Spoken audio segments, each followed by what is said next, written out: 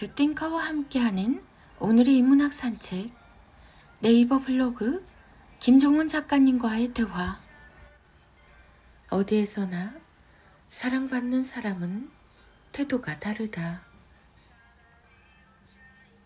외국의 한 식당 리뷰 앱에 누군가 쓴 근사한 리뷰를 봤다. 번역하면 이렇다. 나는 그 나라의 언어를 잘 하지 못하고 그들은 반대로 영어에 익숙하지 않았다. 하지만 그들은 내게 환영받고 있다는 확실한 느낌을 줬다. 매우 놀라운 경험이었다. 말이 통하지 않을 때 중요한 건 언어가 아니다. 또한 세계 어느 나라를 가든 말이 통하지는 않지만 이렇게 환영받고 있다는 느낌을 주는 식당이나 샵이 있다. 또 하나 공통점은 그런 곳일수록 고객의 더 많은 사랑을 받는다는 사실이다. 당신이 어디에서 무엇을 하는 사람이든 사랑받고 살고 싶다면 태도를 거기에 맞게 바꿔야 한다. 방법은 매우 간단하다. 내 글쓰기 제일 원칙이기도 한데 내 안에 있는 가장 소중한 것만 담아서 준다는 마음이 있다면 누구든 가능하다. 그 태도로 하루를 산다면 내일부터 그 하루가 당신을 사랑 안에서 살 수 있게 지켜줄 것이다. 카카오 스토리 김종훈 작가님의 생각 공부. 40 이후에는 7가지 방법으로 언어를 지켜야 한다. 1. 더 건강해야 더 행복할 수 있다. 나이가 들수록 점점 행복의 기준이 달라지는 걸 느끼게 된다. 40 이후가 그 변화를 실감하는 시작이다. 세상이 주장하는 물질적 만족도 물론 중요하지만 건강하지 않다면 그 무엇도 소용이 없다. 더 건강해야 더 행복하고 머릿속 언어와 입에서 나오는 언어 역시 더 농밀하고 지혜로울 수 있다. 이를테면 건강은 그 사람의 언어를 지탱하는 뿌리다. 뿌리가 바로 서지 않으면 어떤 화려한 줄기와 열매도 다 헛것이다. 아무리 많은 것을 보고 듣고 배워도 그게 다 제대로 서지 못해 사라진다. 2. 의견이 맞지 않다면 그냥 두라. 한 사람의 의견은 그 사람이 지금까지 쌓아서 완성한 굳건한 고정관념이라고 볼 수 있다. 서로 다른 언어를 구사하며 사는 셈이다. 또한 의견이 맞지 않다는 것은 서로 생각하는 수준이 다르다는 사실을 의미한다. 의견이 맞지 않다면 굳이 설득하려고 하지 말고 그냥 두거나 보내는 게 좋다. 괜히 붙잡고 있는 나만 피곤하다. 서툰 기대를 버려라. 서로 다른 풍경을 보고 있는데 어찌 공감을 이룰 수 있겠는가? 그냥 스치는 것이 나의 언어를 지키는 가장 좋은 방법이다. 3. 운동은 건강을 즐기는 행위다. 치열하게 운동하라는 말은 아니다. 즐기는 수준이 딱 좋다. 운동으로 심각하게 아팠던 몸이 낫거나 과거보다 더 건강해지지는 않는다. 직업으로 해야 하는 선수가 아닌 이상 나이 들어서 과도한 운동은 건강을 망칠 뿐이다. 건강한 현재의 몸을 즐기겠다는 생각으로 하루 1시간 정도 적당히 운동하는 것이 지혜롭다. 자신의 몸을 움직이며 운동을 즐기는 사람은 좋은 기분을 통해 자신의 언어도 아름다운 공간에 머물게 할 수 있다. 적당히 좋은 기분이 늘 좋은 상태로 유지시켜주기 때문이다. 4. 하루 30분 혼자만의 공간에 머물자. 세상에서 가장 외로운 사람은 친구가 없어서 만날 사람이 없는 사람이 아니라 혼자 있지 못하는 사람이다. 40 이후에는 자기 자신을 만나며 자신을 즐기는 시간을 자주 가져야 한다. 그래야 언어도 숙성되어 더욱 농밀해진다. 지금 당장 스스로 혼자만의 시간을 내지 못한다면 나중에 떠밀린 벼랑 끝에서 혼자 남게 될 것이다. 좋은 공간이나 긴 시간이 필요한 건 아니다. 하루 30분 어디든 혼자서 자신을 즐기는 시간을 가져보자. 좋아하는 음악을 감상해도 좋고 커피 한 잔을 준비한 후 정적을 즐겨도 좋다. 5. 불쾌하게 만드는 말과 행동을 무시하라. 기분은 매우 중요한 것이다.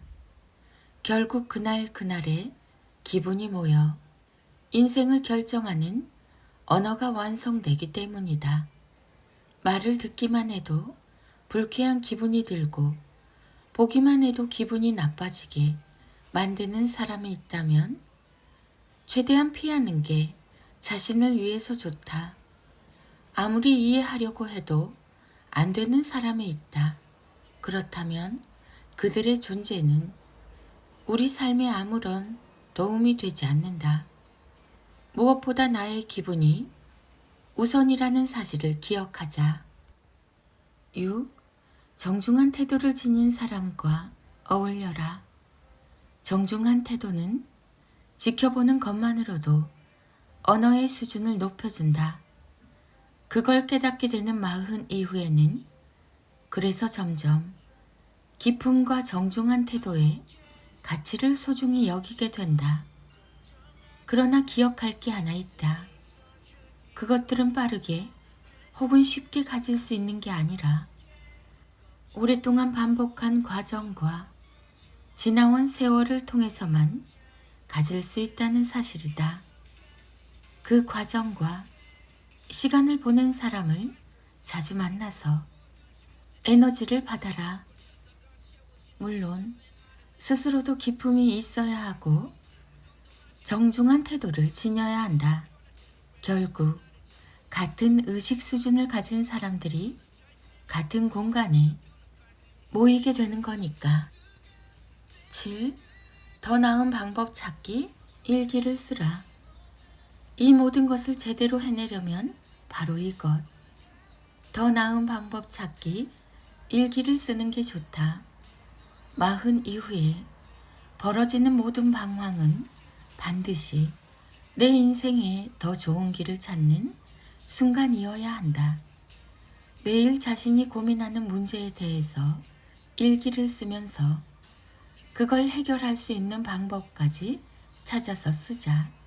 그럼 자연스럽게 우리의 언어의 가능성과 희망을 더할 수 있으며 하루하루 나아지는 자신의 생각과 가능성을 실감하게 될 것이다. 이처럼 40 이후에는 더욱 나의 언어를 지키기 위해 건강과 주변을 대하는 태도까지 조심해야 한다. 그 모든 것들이 하나로 쌓여서 나머지 삶을 이끌 언어의 수준을 결정할 가능성이 높아지기 때문이다. 꼭 잊지 말자. 언어를 대하는 당신의 정성스러운 태도가 당신이 곧 만날 미래의 삶을 결정한다. 2023년 10월 김종원 작가. 방탄소년단 슈가의 문해력. 샵 1. 방탄소년단 BTS에서 가장 잘 우는 멤버를 꼽는 인터뷰에서 멤버들이 다들 정국이를 가리키자 슈가가 따스한 미소를 지으며 이렇게 말했다. 괜찮아. 울어도 돼. 다만 혼자 울지는 마. 샵 2. 그는 자신의 폭발적인 인기를 이렇게 표현하며 솔직한 마음을 선명하게 보여주기도 했다. 추락은 두렵지만 착륙은 두렵지 않다. 샵 3. 슈가의 멋진 사색은 여기에서 정점을 찍었다. 비행기에서 어느 정도 바닥이 보이면 그냥 날고 있다는 생각이 드는데 사람이 구름 사이에 있으면 날고 있다는 생각이 잘 안 들어요. 이게 맞나? 여기까지 하는 게 우리가 정말 바라던 것들인가? 하는 생각을 했어요. 그는 자신이 느끼는 현재 상황을 이렇게 텍스트로 선명하게 표현했다. 우리는 그들이 살아가는 폭발적인 인기를 자랑하는 가수의 세계를 살아본 적은 없지만 슈가의 말 몇 마디만 듣고도 이렇게 짐작할 수 있게 되었다. 그게 바로 문해력이 높은 사람이 세상에 줄 수 있는 힘이다. 문해력이 높은 사람들은 세상에 희미하게 존재하는 모든 것을 선명하고 명확한 텍스트로 바꿔 그걸 원하는 사람에게 보여줄 수 있는 특권을 갖고 있다. 슈가는 뭘 해도 지금처럼 잘 해낼 것이다. 기대, 그 이상을 해내며 남다른 결과를 낼 수 있다는 것이다. 그는 최고의 생존력을 지니고 있다. 요즘 방송이나 책에서 문해력에 대해서 강조하며 온갖 전문가들이 나와 이론을 설명하는데 가장 좋은 방법은 슈가처럼 실제로 문해력이 높고 그것을 활용해 반열에 오른 사람이 나와 강화하는 것이다. 슈가가 EBS에 출연해 노래나 춤을 대신해서 10분만 문해력에 대해서 강연을 한다면 아마 세계적으로 놀라운 일이 벌어질 것이다. 왜 문해력이 곧 생존력을 의미하는가? 세상에 노래를 잘하거나 글을 잘 쓰는 사람은 많다. 다만 그냥 잘하는 사람과 그 일로 일가를 이룬 사람은 다르다. 그냥 잘하는 사람들은 그저 하라는 대로 노래하고 글을 쓰지만 일가를 이룬 사람들은 멜로디 하나, 단어 하나에도 자기만의 숨결을 녹여낸다. 그 짙고 농밀한 숨결이 바로 문해력이 높은 사람에게만 허락된 선물이다. 같은 노래와 같은 주제도 누가 부르고 누가 쓰냐에 따라 전혀 다르게 느껴지는 이유가 거기에 있다. 카카오 스토리 김종원 작가님의 기적의 필사법. 친구 관계로 고민하는 사춘기 아이의 내면을 야무지게 다져주는 말. 1. 나쁜 친구들과 시간을 보내는 것보다 차라리 혼자 있는 게 좋아. 그 시간이 너를 성장하게 하니까. 2. 남을 내가 원하는 대로 바꾸는 건 어려운 일이야. 나도 내가 원하는 대로 사는 게 참 어려운 것처럼. 3. 한 번 읽고 버리는 100권의 책이 아닌 100번을 읽고 싶은 한 권의 책처럼 소중한 한 사람을 만나는 게 중요하단다. 4. 세상에는 좋은 사람이 많으니까 굳이 너를 힘들게 하는 사람에게 미련을 두며 시간을 낭비하지 마. 5. 사람을 사귀려고 시간을 쓰는 것도 좋지만 길게 보면 너 자신을 더 잘 알기 위해서 더 많은 시간을 투자하는 게 좋아. 6. 먹을 수 있는 음식에도 한계가 있듯 네가 품을 수 있는 사람도 한계가 있어. 욕심을 버리면 만족할 수 있지. 7. 네가 네 하루를 최선을 다해서 살면 거기에 맞는 사람이 자연스럽게 찾아온단다. 8.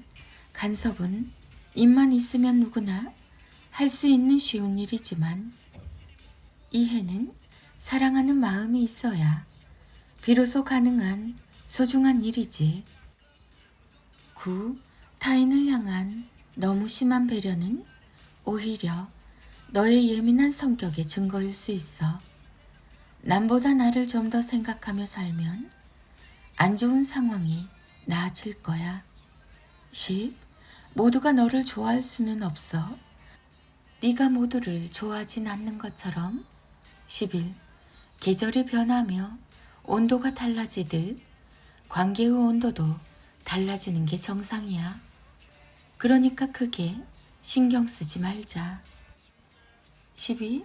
세상에 도망칠 정도로 어렵거나 힘든 문제는 별로 없어. 한번 부딪혀서 해결하는 자세도 필요해.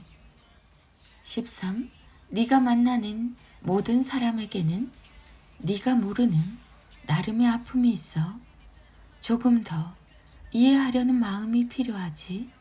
14.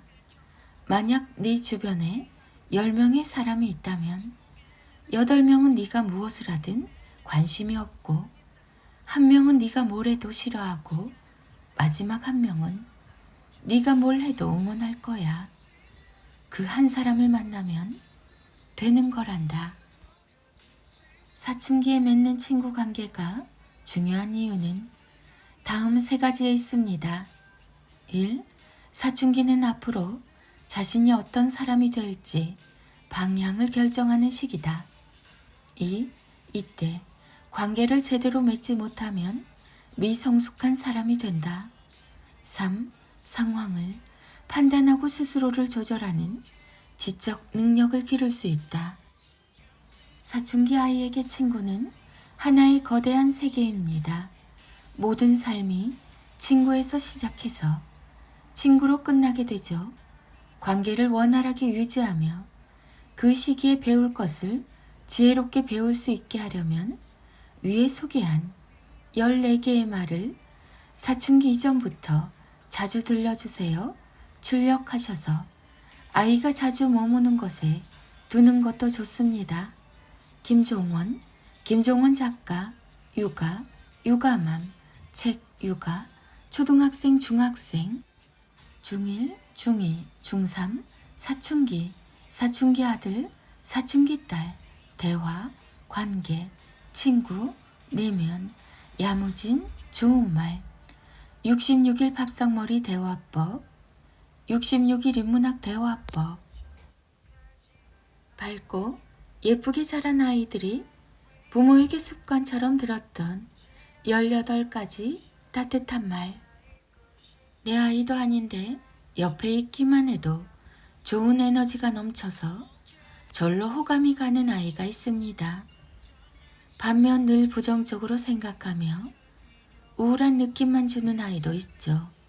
어떤 방식으로 대화를 해야 밝고 예쁘게 아이를 키울 수 있을까요? 듣기만 해도 온기가 느껴지는 따뜻한 말이 필요합니다. 밝고 예쁜 마음과 긍정적인 태도를 가진 아이로 키우는 18가지 따뜻한 말을 소개하니 일상에서 자연스럽게 나누며 가정의 행복을 더하시길 바랍니다. 꼭 기억해 주세요.